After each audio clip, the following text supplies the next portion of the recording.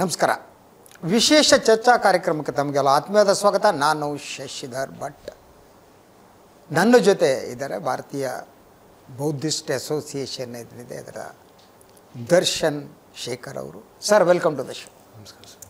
ಇವತ್ತು ನಾವು ಚರ್ಚೆ ಮಾಡ್ತಾ ಇರೋ ವಿಚಾರ ಏನಿದೆ, ಸಮಾಜದಲ್ಲಿ ಎಸ್ಪೆಷಲಿ ಕರ್ನಾಟಕದಲ್ಲಿ ಕೆಲವು ದಿನಗಳಿಂದ ನಡೀತಾ ಇರುವ ಚರ್ಚೆ, ಅದು RSSಗೆ ಸಂಬಂಧಪಟ್ಟ ಹಾಗೆ ಅದು ಬೇರೆ ಬೇರೆ ಆಯಾಮಗಳನ್ನು ಪಡೆದುಕೊಂಡಿದೆ.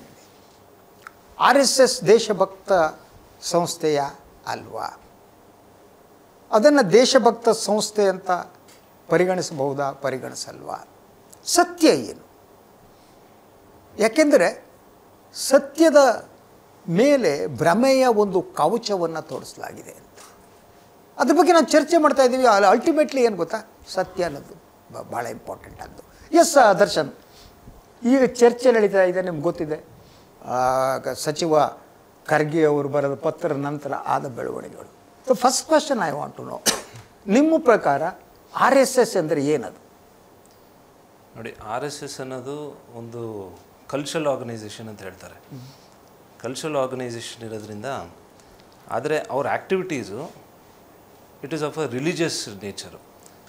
ಶಾಖಗಳು ಮಾಡ್ತಾರೆ, ಅಲ್ಲಿ ಏನು ಐಡಿಯಾಲಜಿ ತುಂಬ್ತಾ ಇದ್ದಾರೆ ಅದು ಮುಖ್ಯ. ಅವ್ರು ಏನು ಹೇಳ್ತಾರೋ, ಅವ್ರು ಏನು ಮಾಡ್ತಾರೋ ಅದನ್ನ ನಾವು ಸ್ಟಡಿ ಮಾಡಬೇಕಾಗಿದೆ. ಏಕೆಂದರೆ ಹೇಳೋದು ಒಂದು ರೀತಿ ಹೇಳ್ಬೋದು, ನಾವು ಕಲ್ಚರಲ್ ಮತ್ತು ಸೋಷಿಯೋ ಕಲ್ಚರಲ್ ಆರ್ಗನೈಸೇಷನ್ ಅಂತ. ಆದರೆ ಇವತ್ತು ಆರೋಪ ಬರ್ತಾ ಇರೋದು ಏನಂದರೆ it is of a religious nature. ಪ್ರೊಪಗ್ಯಾಂಡ ನಡೀತಾ ಇದೆ, ಬ್ರೈನ್ ವಾಶ್ ಮಾಡ್ತಾ ಇದ್ದಾರೆ. ಆಮೇಲೆ ಚಿಕ್ಕ ವಯಸ್ಸಿನಿಂದ ಮಕ್ಕಳನ್ನು ಏನು ಹೇಳಬೇಕು ಅದನ್ನ ಹೇಳ್ತಾ ಇಲ್ಲ, ಪ್ರೊಪಗ್ಯಾಂಡ ತುಂಬಿ ಅವ್ರಿಗೆ ಸತ್ಯನ ಸುಳ್ಳು ಹೇಳೋದು, ಸುಳ್ಳನ್ನ ಸತ್ಯ ಅಂತ ಹೇಳೋದು, ಈ ರೀತಿ ನಡೀತಾ ಇದೆ ಅಂತ ಒಂದು ಆರೋಪ ಇದೆ. ಆದ್ದರಿಂದ ಇದು ಸಮಾಜಕ್ಕೆ ಸಂಬಂಧಪಟ್ಟಂಗೆ ಒಂದು ಆ್ಯಕ್ಟಿವಿಟೀಸ್ ಇರೋದ್ರಿಂದ ಇದನ್ನು ನಾವು ಭಾಳ ಕೇರ್ಫುಲ್ಲಾಗಿ ಸ್ಟಡಿ ಮಾಡಬೇಕಾಗಿದೆ, ಯಾಕೆಂದರೆ ಒಂದು ಕೆಲಸ ಅಂದರೆ RSS ನಂಥ ಸಂಘಟನೆಗಳು ಇತಿಹಾಸವನ್ನು ತಿರುಚುವ ಕೆಲಸವನ್ನು ಮಾಡ್ತವೆ. ಸೊ ನೀವು ಸ್ವಾತಂತ್ರ್ಯ ನಂತರ ಅಥವಾ ಸ್ವಾತಂತ್ರ್ಯ ಪೂರ್ವದಲ್ಲಿ ಸ್ವಾತಂತ್ರ್ಯ ಹೋರಾಟ ನಡೀತಿರೋ ಸಂದರ್ಭದಲ್ಲಿ RSS ಸ್ಟ್ಯಾಂಡ್ ಏನಿತ್ತು, ಸೊ ಅವರ ಮುಖವಾಣಿ ಆರ್ಗನೈಸರ್ ಅಂತ ಪತ್ರಿಕೆ ಬರ್ತಿತ್ತು, ಅದರಲ್ಲಿ ಎಡಿಟೋರಿಯಲ್ಗಳು ಬರ್ತಿತ್ತು. ಭಾಳ ಸ್ಪಷ್ಟವಾಗಿ ಅವರು ಭಾರತದ ಸಂವಿಧಾನವನ್ನೇ ಒಪ್ಪಿಕೊಂಡಿರಲಿಲ್ಲ. ಸೊ ಅವರು ಎಸ್ಪೆಷಲಿ ಮನುಧರ್ಮವೇ ಭಾರತದ ಸಂವಿಧಾನ ಆಗಬೇಕು ಅಂತ ಬಯಸ್ತವರು. ಆ ಸಂದರ್ಭದಲ್ಲಿ ಬಂದ ಎಡಿಟೋರಿಯಲ್ ಎಲ್ಲ ಹೇಳುತ್ತೆ. ಈಗ ಅವರು ಮುಖವಾಗಿರುವ BJP ಈಗ ಅಂಬೇಡ್ಕರ್ ಬಗ್ಗೆ ಮಾತಾಡೋಕ್ಕೆ ಸ್ಟಾರ್ಟ್ ಮಾಡಿದೆ ಅಲ್ವಾ? ಬಟ್ ಅವ್ರು ಎಂದೂ ಅಂಬೇಡ್ಕರ್ ಒಪ್ಪಿಲ್ಲ, ಸಂವಿಧಾನವನ್ನು ಒಪ್ಪಿಲ್ಲ. ಸೊ ಇಂಥ ಈ ಸ್ಥಿತಿಯ ಬಗ್ಗೆ ಈ ನೆರೇಟಿವ್ಸ್ ಏನಿದೆ, ಡಿಫ್ರೆಂಟ್ ಆದ ನೆರೇಟಿವ್ಸನ್ನು ಬಿಲ್ಡಪ್ ಮಾಡ್ತಿದ್ದಾರೆ. ಏನು ಹೇಳ್ತೀನಿ ನೋಡಿ, ಸಂವಿಧಾನ ಹೇಳಬೇಕಂದ್ರೆ ಅದು ಪ್ರಥಮ ಒಂದು ಡಾಕ್ಯುಮೆಂಟು, ಪ್ರೈಮರಿ ಡಾಕ್ಯುಮೆಂಟು. ದೇಶ ನಿರ್ಮಾಣ ಆಗೋಕ್ಕಿಂತ ಮೊದಲೇ ಸಂವಿಧಾನ ಬಂತು.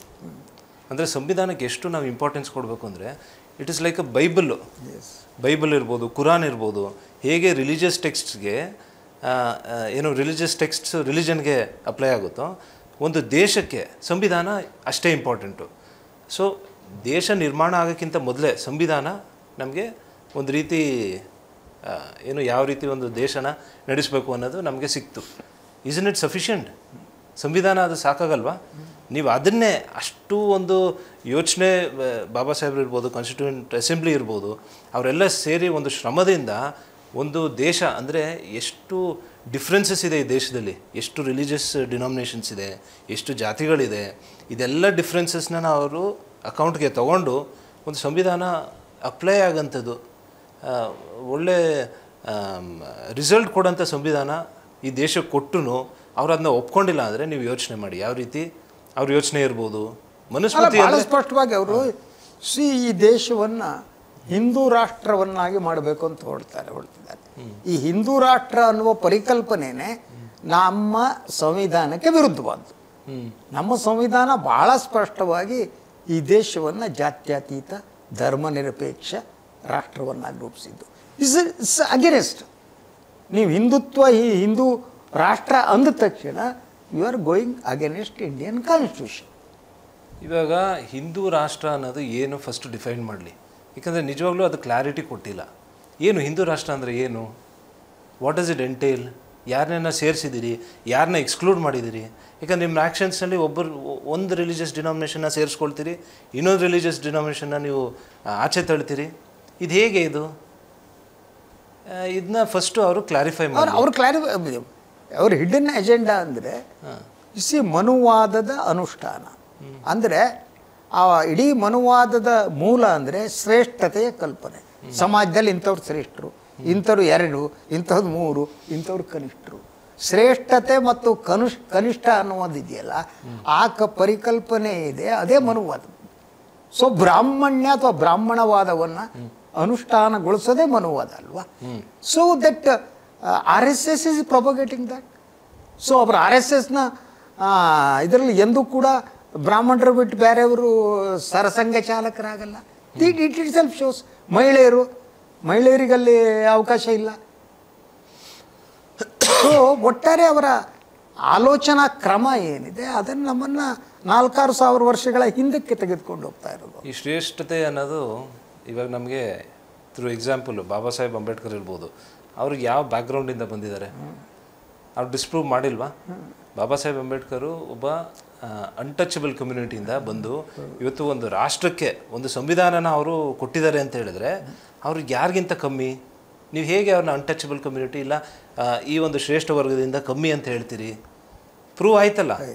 ನೋಡಿ, ವರ್ಣ ಚತುರ್ವರ್ಣ ಇದೇನೇನು ಬೇರೆ ಬೇರೆ ಹೆಸರು ಇದೆಯೋ, ಇದು it is evolved into ಕ್ಯಾಸ್ಟ್ಸ್. Caste part of caste ಅಂದರೆ ಅನ್ಟಚಬಿಲಿಟಿ. ಇವಾಗ RSS ಬರೀ ಅನ್ಟಚಬಿಲಿಟಿ ಬಗ್ಗೆ ಮಾತಾಡ್ತಾರೆ. Untouchability is a small part. ಈ ಒಂದು ವ್ಯವಸ್ಥೆ ಏನಿದೆಯೋ ವರ್ಣ ವ್ಯವಸ್ಥೆ, ಅದರಲ್ಲಿ ಇದು ಒಂದು ಸಣ್ಣ ಭಾಗ. ಲಾರ್ಜರ್ ಪಿಕ್ಚರ್ ತೊಗೊಂಡಾಗ it has been proved redundant. ಅಂದರೆ ಅದಕ್ಕೇನು ವ್ಯಾಲ್ಯೂ ಇಲ್ಲ, ಅದು ಸತ್ಯ ಅಂತ ಪ್ರೂವ್ ಮಾಡೋಕ್ಕಾಗಿಲ್ಲ. ಯಾಕಂದರೆ ಇಟ್ ಈಸ್ ನಾಟ್ ಪಾಸಿಬಲ್ ಒಬ್ಬರನ್ನ ಕಂಪಾರ್ಟ್ಮೆಂಟಲೈಸ್ ಮಾಡೋಕ್ಕೆ. ಇವರು ಬರೀ ಒಂದು ವರ್ಗ ಬರೀ ಓದಬೇಕು, ಒಂದು ವರ್ಗ ಬರೀ ರಕ್ಷಣೆಗಾಗಿ ನಿಂತ್ಕೊಳ್ಬೇಕು, ಒಂದು ವರ್ಗ ಬರೀ ಮೀನಿಯಲ್ ಕೆಲಸಕ್ಕೆ ಅಂದರೆ ಸ್ಲೇವ್ ಆಗಿ ಕೆಲಸ ಮಾಡಬೇಕು ಅನ್ನೋದು ಇಟ್ ಈಸ್ ನಾಟ್ ಅಪ್ಲಿಕಬಲ್. ಯಾವುದೋ ವರ್ಷದಲ್ಲಿ ಯಾರೋ ಒಬ್ಬರು ಹೇಳಿರ್ಬೋದು. ಅದನ್ನು ನಾವು ಈ ಕಾಲದಲ್ಲಿ ಅಪ್ಲೈ ಮಾಡಿದ್ರೆ it is not useful for the society. ನಾವು ಅದನ್ನ ಡಿಸ್ಕಾರ್ಡ್ ಮಾಡೋಣ. ಯಾವುದು ಸರಿನೋ ಅದನ್ನ ಒಪ್ಕೊಳ್ಳೋಣ, ಯಾವ್ದು ನಮಗೆ ಅಪ್ಲೈ ಆಗಲ್ವೋ ವಿ ವಿಲ್ ಡಿಸ್ಕಾರ್ಡ್ ಇಟ್. ನಮ್ಗೆ ಅಪ್ಲೈ ವಿಚಾರವನ್ನು ಬಾಬಾ ಸಾಹೇಬ್ರೆ ಪ್ರೂವ್ ಮಾಡಿದ್ದಾರೆ ನಮಗೆ. ಎಸ್, ಈ ವಿಚಾರವನ್ನು ಇತ್ತೀಚೆಗೆ ಪ್ರಿಯಾಂಕ್ ಖರ್ಗೆ ಅವರು ಭಾಳ ಗಂಭೀರವಾಗಿ ಇದು ಪ್ರಸ್ತಾಪ ಮಾಡಿದ್ರು. ಮುಖ್ಯಮಂತ್ರಿಗಳಿಗೆ 2 ಪತ್ರಗಳನ್ನು ಬರೆದರು.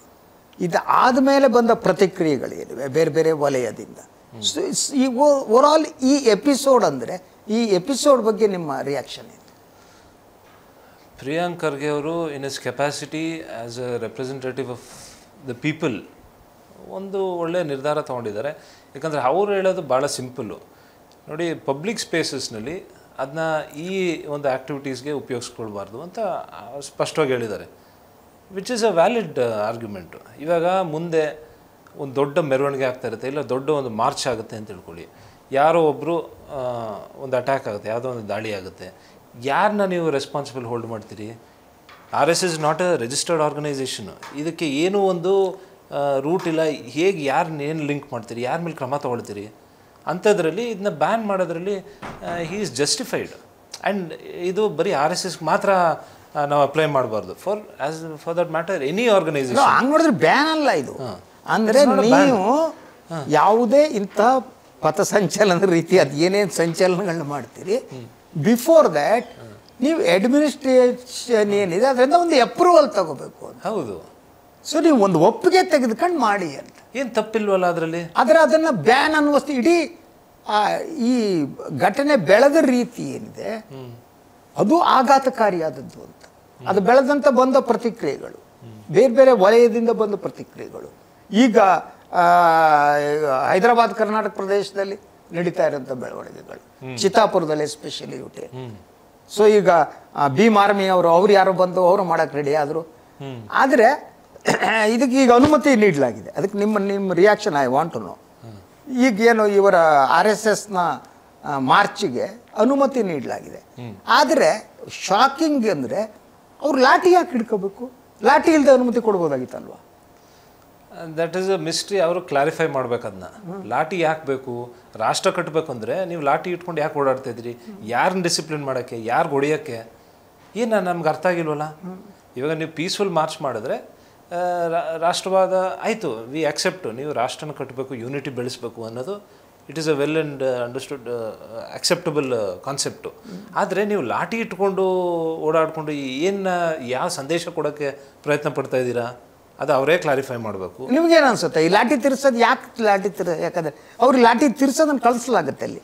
ನೀವು ಈ ರೀತಿ ತಿರ್ಸ್ಬೇಕು, ಈ ರೀತಿ ಯಾವುದೋ ಒಂದು ವರ್ಗನ ತೋರ್ಸೋಕ್ಕೆ ನಾವು ನಾವು ವೆಪನ್ನ ವೀಲ್ಡ್ ಮಾಡಿದ್ದೀವಿ ಅಂತ ತೋರ್ಸೋಕ್ಕೋಸ್ಕರ ಅದು ಇಟ್ಕೊಂಡಿದ್ದಾರೆ ಅಂದರೆ ಅದು ತಪ್ಪು. ಅದು ಮುಂದಿನ ಜನ್ರೇಷನ್ಗೆ ಒಳ್ಳೆ ಸಂದೇಶ ಅಲ್ಲ. ನಾವು ಪೆನ್ ಹಿಡಿದು ತೋರಿಸ್ಬೇಕು. ಸಂವಿಧಾನ ಆ ಒಂದು ಶಕ್ತಿ ಕೊಟ್ಟಿದೆ. ಲಾಠಿ ಇಟ್ಕೊಂಡು ಇವತ್ತು ಓಡಾಡ್ತಾರೆ, ಮಾರ್ಚ್ ಮಾಡ್ತಾರೆ ಅಂದರೆ ಅದು ಇಟ್ ಈಸ್ ನಾಟ್ ಒಳ್ಳೆ ಮೆಸೇಜ್ ಅಲ್ಲ. ಅದನ್ನು ಕೂಡ ಈಗ ಈ ವಿಚಾರ ನ್ಯಾಯಾಲಯದ ಮುಂದೆ ಬಂದಾಗ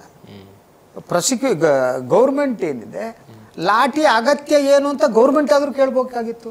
ನ್ಯಾಯಾಲಯ try to convince the judge, look sir ಅವರು ಪಥಸಂಚಲನ ಇನ್ನೊಂದು ಮಾಡೋದು ನಮ್ಮ ಆಕ್ಷೇಪ ಇಲ್ಲ, ಬಟ್ ಲಾಠಿ ಇಟ್ಕೊಂಡು ಓಡಾಡ್ತಿದ್ದಾರೆ, that is a problematic thing. So ಅದರಿಂದ ಲಾಠಿ ಇಲ್ಲದೇನೆ ಅವ್ರು ಮಾರ್ಚ್ ಮಾಡುವಂಥ ಆದೇಶ ಕೊಡಿ ಅಂತ ಕೇಳಬೇಕಿತ್ತು. Government is not. May be they should change ಇವಾಗ ಡೆಫಿನಿಷನ್ ಆಫ್ ವೆಪನ್ಸ್ ವೀಲ್ಡ್ ಮಾಡೋದಾದ್ರೆ ಬರೀ ಕತ್ತಿ, ಚಾಕು, ಗನ್ನು ಇಷ್ಟಲ್ಲ. ಲಾಠಿನೂ ಒಂದು ವೆಪನ್ನೇ. ಇವಾಗ ಅಷ್ಟು ಸಾವಿರಾರು ಜನ ಸೇರಿಕೊಂಡು ಒಂದು ಲಾಠಿ ಇಟ್ಕೊಂಡು ಇಟ್ ಈಸ್ ಅ ವೆಪನ್ನ ಅವರು ಯಾವ ರೀತಿ ಡೆಫಿನಿಷನಲ್ಲಿ ಚೇಂಜ್ ಮಾಡಿಕೊಂಡು ಒಂದು ಆರ್ಡರ್ ಪಾಸ್ ಮಾಡಬೇಕು ಅಂತ ನಾನು ಅಂದ್ಕೊಂಡಿದ್ದೀನಿ.